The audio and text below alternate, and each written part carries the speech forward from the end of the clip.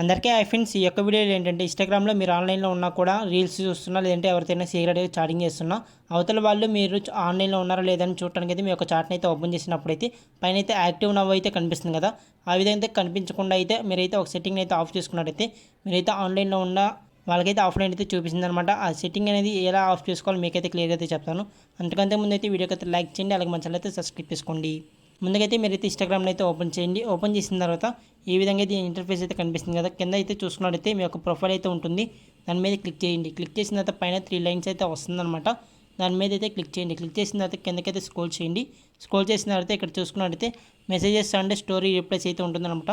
దాని మీద అయితే క్లిక్ చేయండి. క్లిక్ చేసిన తర్వాత షో యాక్టివిటీ స్టేటస్ అయితే ఉంటుందన్నమాట. దాని మీద అయితే క్లిక్ చేయండి. క్లిక్ చేసిన తర్వాత ఇక్కడైతే డిఫాల్ట్గా అయితే ఇక్కడైతే ఆన్లో అయితే ఉంటుందన్నమాట. జస్ట్ మీరైతే ఆఫ్ చేయండి. ఆఫ్ చేసినట్టయితే మీరైతే ఇన్స్టాగ్రామ్లో రీల్స్ చూస్తున్నా, లేదంటే ఎవరితోనే చాటింగ్ చేస్తున్నా సరే, అవతల వాళ్ళు మీ యొక్క చాట్ని అయితే ఓపెన్ చేసి ఆన్లైన్లో ఉన్నారని చూస్తే మీరైతే ఆఫ్లైన్లో ఉన్నట్టయితే వాళ్ళకైతే చూపిస్తుంది అనమాట.